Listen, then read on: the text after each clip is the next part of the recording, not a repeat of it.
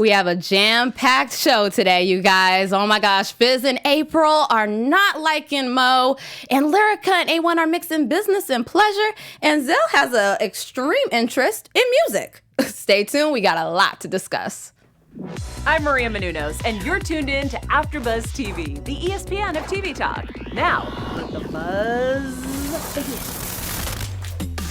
Hey, I love that drop. I love that drop. Hey. The shoulder. What is up, you guys? We are discussing Season 6, Episode 14 and 15 of Love and Hip Hop. I'm your host, Lanisha, and I cannot do this without my girl, Rikayah. What's going on? We are back. We are back, and This is going to be a jam-packed episode. We are discussing 2 episodes, 14 and 15, so I have to know, for episode 14, what was your overall thoughts? I really feel for Moniece. You know what? Like, again, the more and more this story unravels, it does get messier and messier.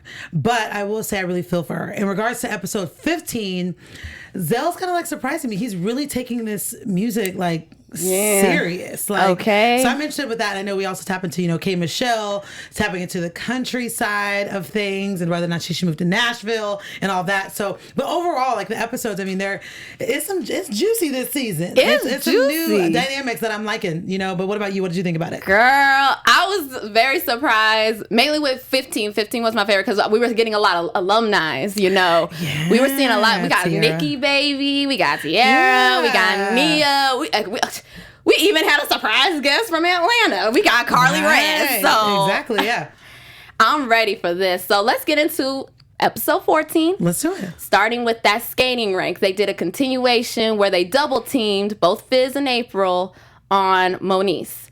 Basically, y'all saw what happened. Mo was trying to express to Apryl, like the problem's not with her. The problem was with the baby daddy. She just wants to discuss about co-parenting. Yeah. And Fizz was not having it. What did you think about that? The way they communicate is god awful. Obviously. But from outside looking in, like I said, I really understand where Moniece is coming from because she's like, everything goes hand in hand. Now, we don't know them from a can of paint or a bucket of bricks. So we can't really say what. We're literally talking strictly from, the average viewer, and we talk based on that. But based off of what I've seen of them, it's like, everything goes hand in hand. Once you start dating someone, like, you shouldn't switch up. They should never disrespect, the mother of your child, regardless if you guys have, a strenuous relationship. Right. You never let an outside person come in and disrespect the mother or even the father of your children. Mm-hmm. So for me, it was like Apryl, she's stepping into a territory that she really shouldn't.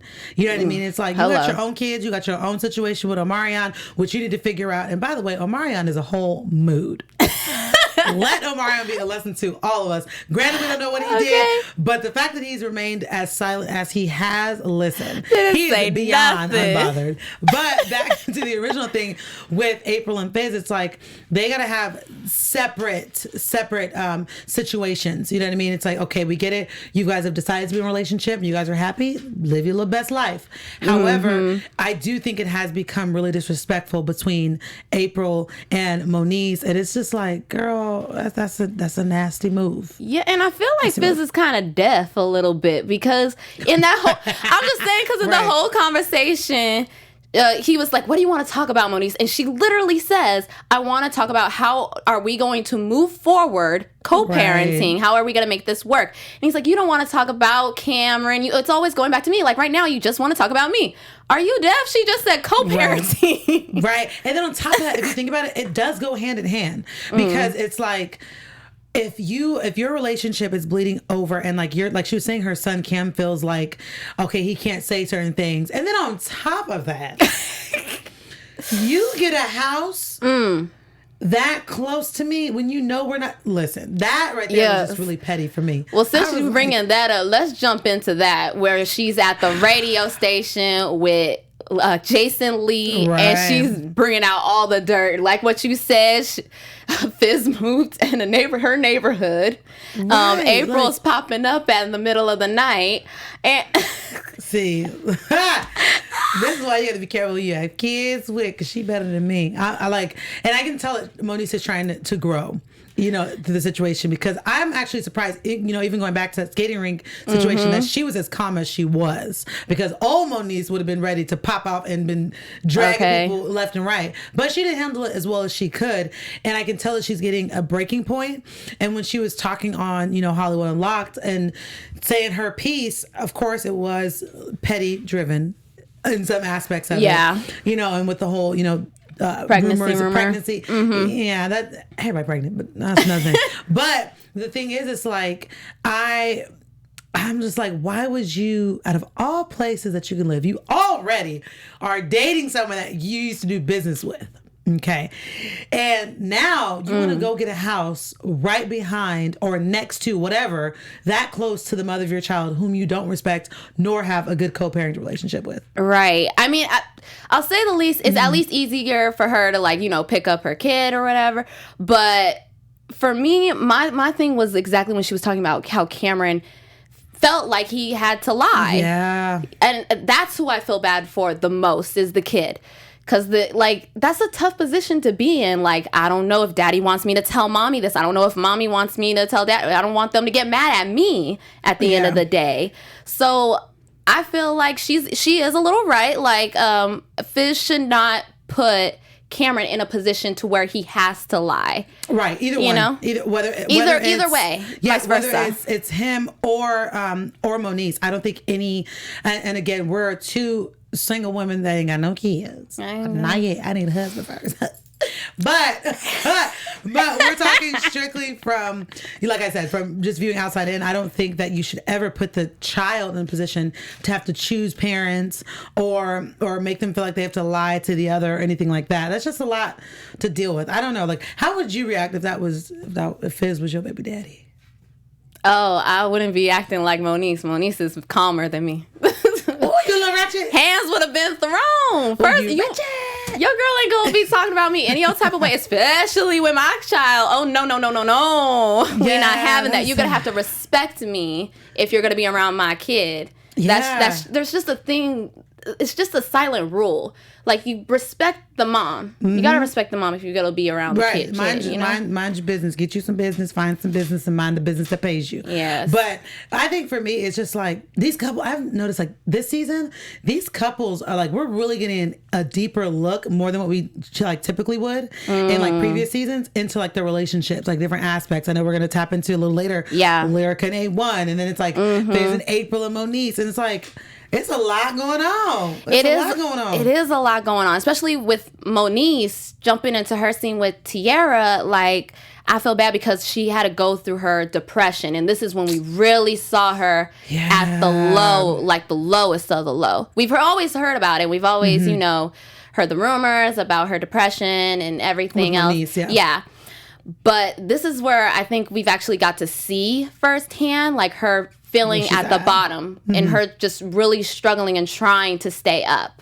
Yeah, it broke my heart when in her confessional she was saying that she's hit a point of hopelessness. It was just like, that's when things got really real. I think the reality TV aspect of it seemed very genuine, obviously, that when she had said that, you can tell it's coming from a real place.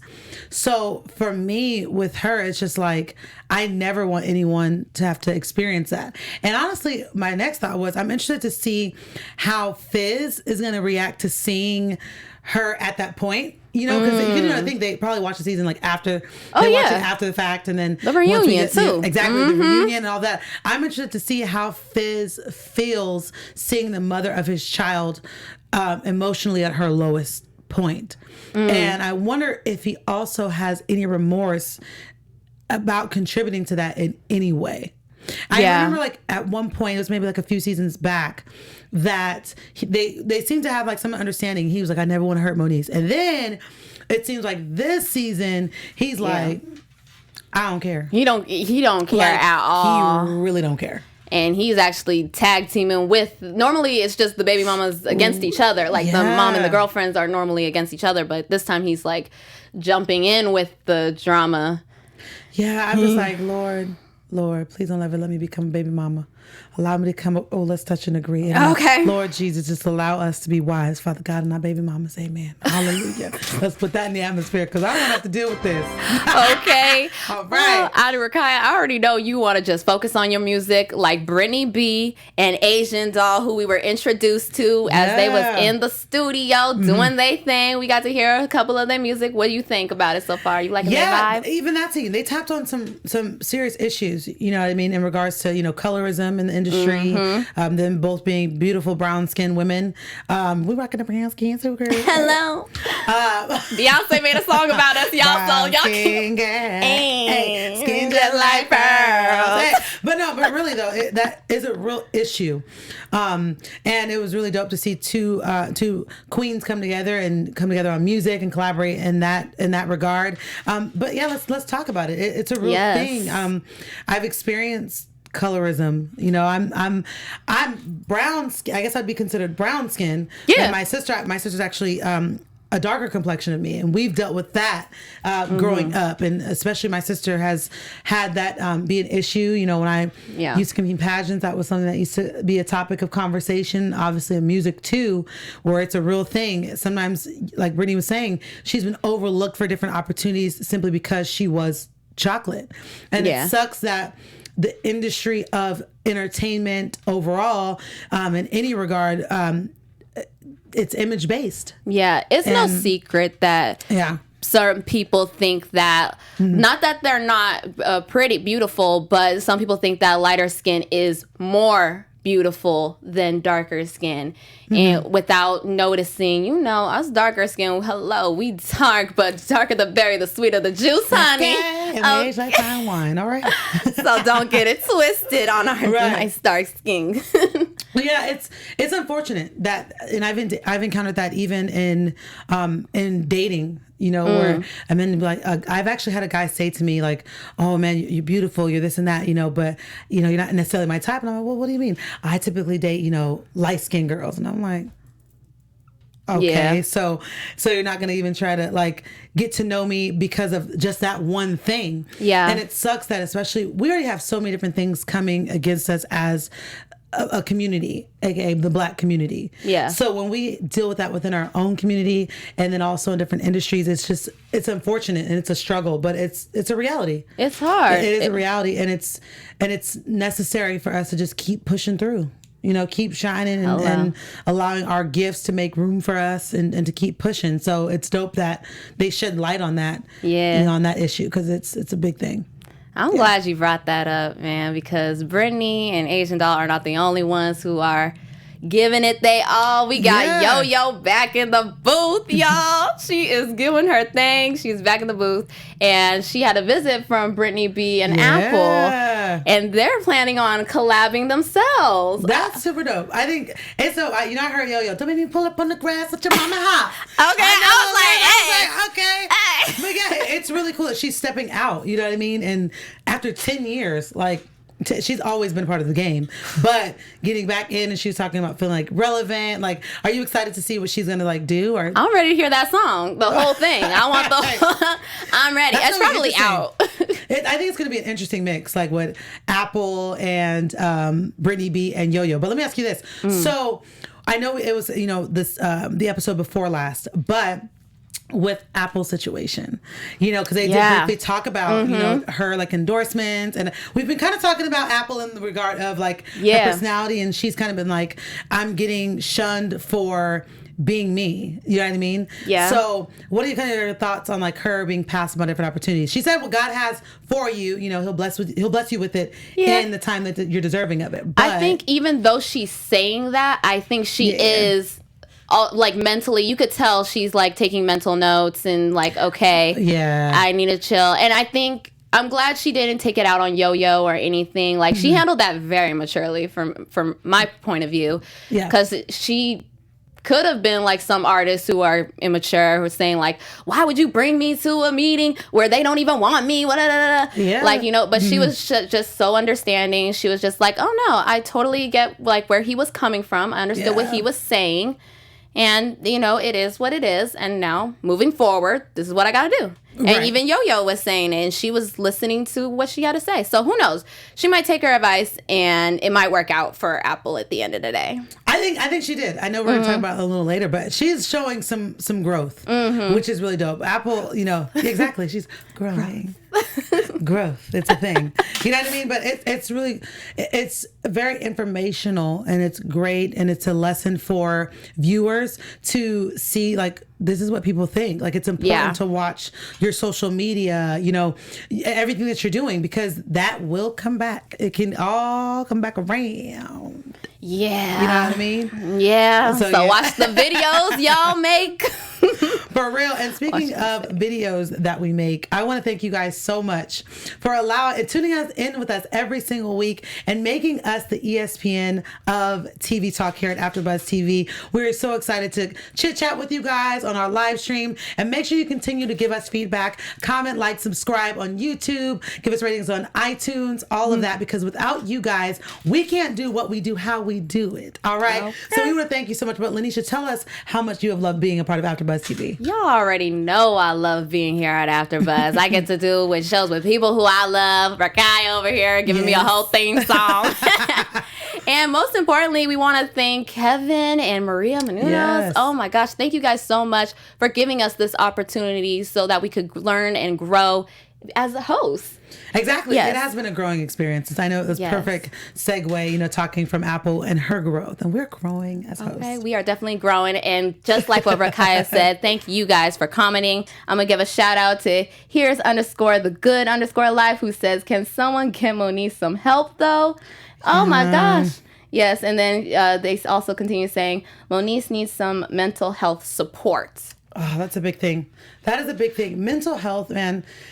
A lot of people, they think that because you don't see the physical scars on their bodies that people aren't suffering. Right. My dad, who's in the military, he suffers from PTSD, post-traumatic stress disorder, and mental health is so important because, and a lot of people don't talk about it because they're either embarrassed or just different reasons.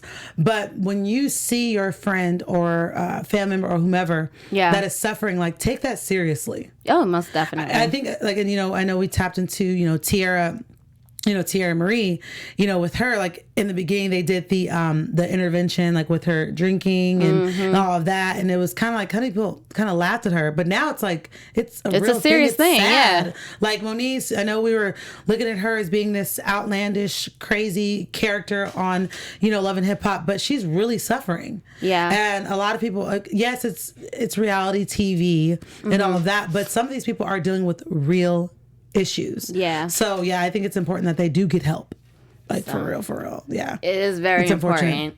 And look out for the signs and triggers. Yeah, it's something that like I said, that we don't really shed a lot of light on. Being artists, being especially in the forefront and in the public eye, where people judge you constantly. They don't know you at all. They don't know the ins and outs of your situation. And that's a lot. It's like what Tiara kind of talked about, how she was saying, like, Zell and Paris, they don't know what it's like to deal with one humiliating situation after the next. Yeah. And that really can take a huge toll on you. I mean, even Beyonce, I remember when she had like a documentary that she had, and she was talking about after, like, her miscarriage, and she was dealing with a lot. You know what I mean? People always see the glitz and the glam or the drama, whatever it is, but people are really suffering, and you really want to heal. Yeah. And more than ever, I would say, like, mental health, that has been a huge topic of discussion. And I think it should be a continued one, and something that we really advocate for and find solutions and get people the necessary help. Yeah. Because you don't want to lose a loved one because you overlooked their struggle or you took it as a joke. Like, that stuff is serious. Yeah. You know what I mean? And the mind is powerful. So imagine, as powerful as your mind can be to do successful things, imagine that on the reverse side, and you're dealing with internal battles and mental issues, and you have no one else to help you, or it's only you that Come can get on, out of it. Rikayah, You know what I speak mean? on So it. Speak on it. I think that definitely we need to shed more light on that and talk about it and make sure we get people the help though, for real. I love that. Definitely taking notes. But speaking of healing, you know who is trying to heal? Who? Lyrica and A1's relationship. They are. What a shift. Woo! Where do we begin? Let's start with their co-parenting. So they start off with their nice picnic with violins and everything, and A1's trying to make it work with Lyrica. But as we see in the store, Lyrica's mom's not having it. She not a fan of A1. Yeah. Rightfully so. Yeah. I mean, he cheated, but Yeah. I think they cheated. Yeah. So it's like, because her mom, I get it. She's mom. So she's obviously going to protect her daughter. Yeah. And now let me ask you about this, though. What did you feel about his proposal of saying, okay, don't move your things back in the house just yet, but let's do a trial run? Because I know Mama was not having it. Lyrica G was like, absolutely not. You're married. So how do you feel about him saying, okay, well, don't move your stuff back in just yet. I know you're looking for an apartment, but let's just try it out. Would you do that with your husband? I don't know because I'm not married yet. But I think, cause I'm trying to think of what I would do. I think I would stick to my original plan and move forward and moving into my apartment and be separated. For me, I just need to get myself together in that mental space. I don't need nobody woo-swaying me, woo-sway. Yeah, okay, so let me ask you this question too, because, her mom was like, okay, do you think that because she was like, okay, why do you keep going back and forth? Yeah. Then because she loved that man, okay? Right. And then speaking, okay, that's what I'm tapping into the love part. Because she was like, okay, well, do you think he loves you? And she was like, well, yeah. And then her mom said, well, okay. Why would he do this to you? So you think a man that cheated on his almost or his currently pregnant wife loves you?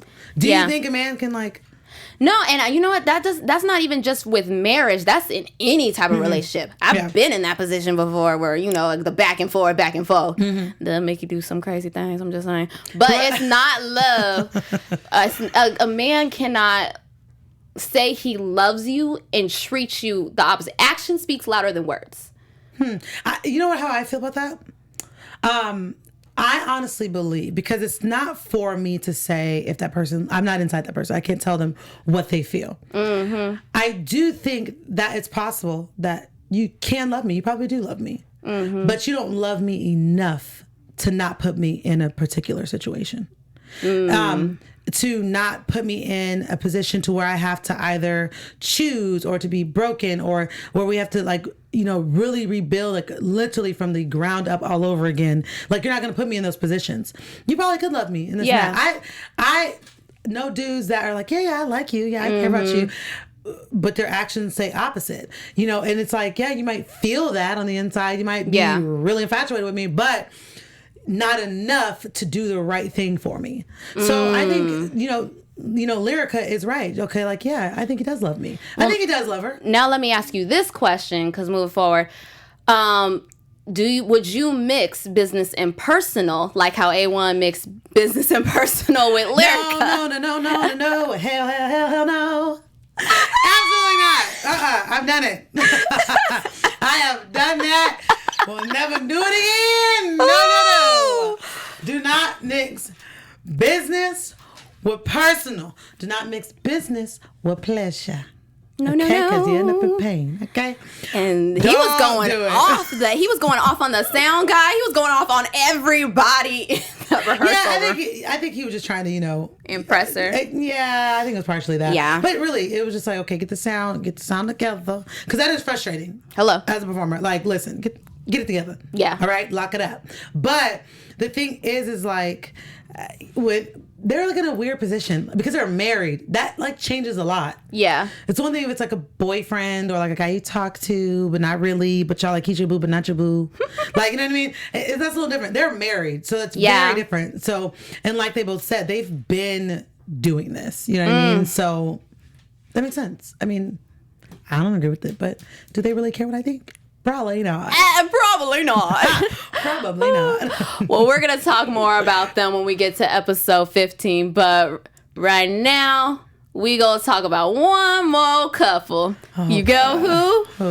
Zell and Star, because Zell has a girlfriend. Yes, she's got her own like little, like in the bottom right screen when they get like the name.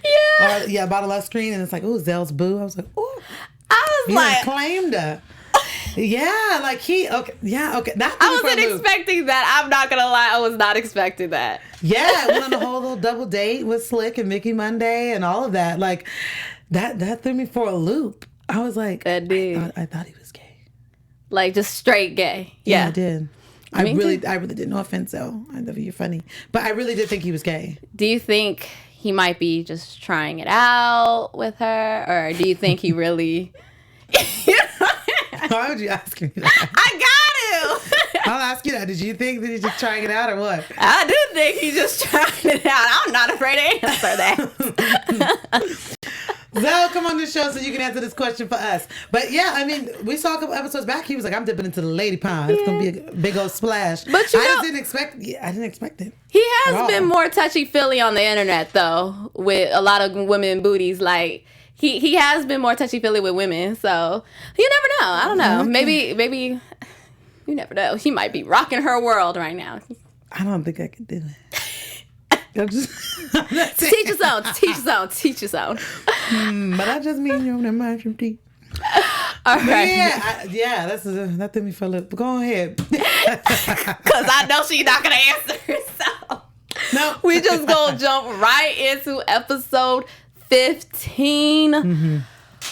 Woo, sha-la-la-la-la. Which we actually jump back into Lyrica's performance, which went really well. Mm-hmm. She did her thing. Yeah. She had Apple there, hyped up, recorded. That's a real friend. Right. We had TT there. We had Zell there. He didn't bring his boo thing. Right. And Paris. But he brought Paris. There you go. And Paris and Apple made up.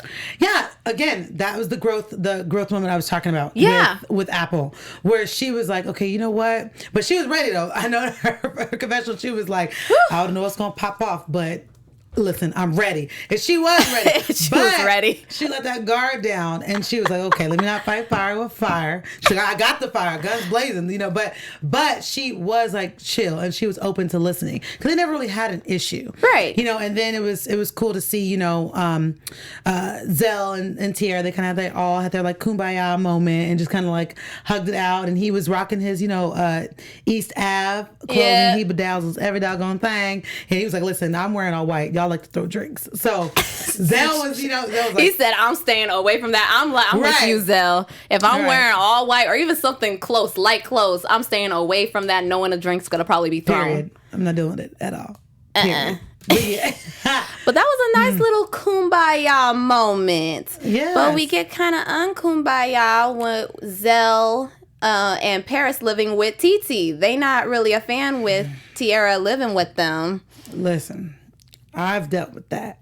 With family or with friends or? We're not going to get particular on tonight. Oh, we won't get to take it. We're not going to get particular. We'll just no names. We won't get particular. But, yeah, like overseeing welcomes and, like being in my personal space. Yeah. Yeah, no. Yeah. Well, I was more so also, I've been in both positions and I've kind of also agreed with T with saying, don't throw it in my face that I'm living at your place. I've been in that position. It's annoying. Yeah, no, that does suck. I look at things from both perspectives, but it's just like, it can't get crowded. It's just a natural thing. And it's funny, it's like, I didn't realize until I got a little bit older. I'm not that old, but right, shut it up now. Shut it up. But I honestly, I value, my space, my personal space. But when you are helping a friend in need, I get it. Yeah. Don't throw it back in their face and make them feel like, well, you have my stuff and this is the, you volunteered to help. Yeah. So it's not right. And especially if you know the circumstances, like she's dealing with a lot. She's trying to, deal with, sobriety, making sure she's fighting cases and different things like that so that she's staying at a jail. And so help her out. You know what I mean? But I'm glad that they, eventually talked it out. Yeah. And we saw a more vulnerable side with Zell as we revealed that he was a little bit, I wouldn't say jealous of Apryl. At first, that's what I thought, but we find out that he was just more hurt with the fact that he's been helping TT with all of her stuff, getting her producers, trying to get her some session time, and she kind of ditched him and was looking for other artists. How do you feel about that? I think with that situation, it was a matter of she didn't really take him as serious. Yeah. It sucks to be, like, I've been in Zell's position. I've also been in Tiara's position where you're like, well, I didn't know. Like, I just recently had a situation where I talked to a person about this. And it was like, where, you know, how Tiara was saying, like, well, you got to say something. You got to talk. You got to communicate. Listen, people, communication is key. Hello. And also comprehension. That's communicating, that's step number one. But to comprehend is a whole nother thing. And understanding of the other person's feelings and their perspective and their experience of whatever you guys are dealing with. And I think that's what it was when it came to Zell and Tiara. She really didn't think, and she's doing her own stuff, so she didn't really think that he took it as serious because, and he talked about it. He said, okay, I get why, because we were introduced with Zell doing music through his diss record for Masika with Alexis Sky. I still remember that. Right, and that was like a joke. You know what I mean? So, but if he's saying, hey, I'm taking this seriously, I think, you know, they're family. So they should have just had a separate conversation. He could have communicated that. Yeah. And they're both growing and learning through their own situation. So he should have just been like, hey, this really did hurt me. And a lot of times, because he talks about like how everyone views him as this monster or being so strong, like us strong folks, we got feelings too. But it's part of us where we have to relay, hey, this hurt me. Yeah. Let's talk about it. Yeah. You know what I mean? I didn't really think that it was like a jealousy thing. Yeah. And well, for me, I almost thought that because he was mentioning like Apryl, and I didn't see like the reason why until he expressed that he had a passion for music. But I was kind of like TT. I was just thinking like, I thought you were like, because the first thing he introduced himself was a celebrity stylist. True. So if that's what you market, you know, that's what I'm going to see you as, and that's what I'm going to call you up for, you know? Right, some close. But if you market your other brand and let me know, communicate with me that this is something you're trying to do, okay, great. Now let's try to first let me hear your music. All right, that's the first thing. I mean, people will take you as seriously as you take yourself. Yeah. You know what I mean? So, and if he took it seriously, it was like, okay. I think with the Masika thing, it was like an opportunity to take a jab, and it was like just a fun funny thing. But even in that, I think I could slightly tell a little bit that he was taking it seriously. But I think that just came down to communication. You know what I mean? Yeah. And just like, okay, I take this seriously, and you know, go after it. Go after it. And you know who's not afraid to go after it? Apryl and Fizz with this housewarming. They just going full force. They invited the friends over. We got a little reunion. We got to see Mia come back. With the red hair. With red hair and without Soulja Boy. Soulja. Right. He was nowhere to be found. Okay. Right. With this whole housewarming situation, we got to dive deeper in some more of Apryl's situation with we sat down with one of her friends, and even he said he saw the falling out with Apryl and what did you think about that conversation? With that situation, it's like I said before, this whole time I've been saying no with this whole Fizz and Apryl thing because of the closeness. Like, I get it. Yeah, I guess you can't really control who you fall for, but then at the same time, it's like, really? You know what I mean? It's kind of like one of those things where the friend, he's also like, I don't know how much I really can trust the friend because the guy that she was talking to on the couch, because he was once best friends with O. Yeah. And then they had a falling out. And then now you're back friends with the mother of his child who he don't get along with. So are you There's really a lot of people who are friends with O and then are kind of like, doing the flip-flopping. You know what I mean? Like, if you're going to be friends with both. Now, we don't know the parameters of, you know, O's falling out with the friend. But it's like, you go back and forth too. So I don't really know how much. Yeah, and then there's a whole bunch of drama going on there. We also had Carter, another Apryl's friend, who talks about a live that happened with Apryl and Moniece, and they're just going back and forth at it. And yeah, then we with going live. And speaking of that, and let's tapping right into news and gossip, because that is a perfect time to bring that up. Oh, bring it up. So with that, we have, Apryl and Fizz. They had a picture posted on social media. Them cuddled up. And Mr. Meek Mill, he commented and he was like, "You out of pocket for this move. No disrespect." Fizz comments back and says, "Only thing out of pocket is what I paid for this dinner." Then here comes Apryl saying, basically saying that Meek tried to talk to her and you don't think that's out of pocket. And I'm just like, they're just so messy. They're very messy. Even with, speaking of mess, we had Jess with the mess in this episode. Yeah. Ugh. Oh, her and Apryl, their relationship, and Jess said she's gonna pull up on Moniece because Moniece caught her at a very vulnerable time, and she pretty much gave Moniece all the ammo for Apryl. Yeah. I did laugh because Jess hilarious. She has this thing where she does on social media. She's like, "Hey, what's up?" And she literally walked in and said, "Hey, what's up?" So when she walked in, I did not take it seriously. I'm not gonna lie, I was like laughing at her entrance. But with that, I don't even know. I would have even picked up the phone. Or I don't know how that transitioned into like her just talking so badly or being in the moment or whatever. Yeah. I mean, I understood what Jess Hilarious was saying when she was like, "Okay, I was upset. I never thought we were going to be friends again." But then, like, I have people that I'm no longer friends with, and I just simply don't talk about you. I don't care about you that much. My thing is just like, well, why did you even talk to anybody, let alone Moniece? But then again, I don't want Jess Hilarious coming at me on social media, so okay, because she'll come straight for the jugular. She sure will. So I'm like, never mind. Do what you want. You can talk about me. I don't care. And speaking of people who don't care, last but not least, let's talk about K. Michelle, who dropped the bomb on us. She's gonna be moving to Atlanta. Yeah. So we're gonna be seeing her on Love and Hip Hop Atlanta. I have a feeling. Yeah, I feel like she will. Yes. That's great. It's great for her. She's in a cool place in her life. Kay is calming down. She's back to being Kimberly.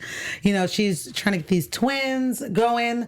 I think that is still such a weird experience because she's so close with the surrogate.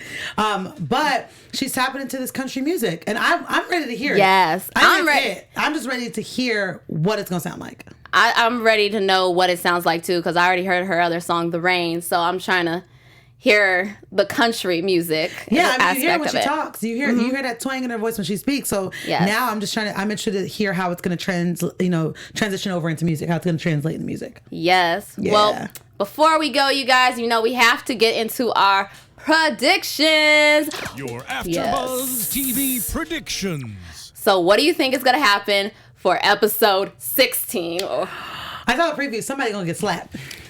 I don't know who, but somebody gonna get slapped. I'm gonna be watching. I don't know who though. Ooh, there's gonna be some fights. Yes. There's the fact that I'm smiling about that is bad.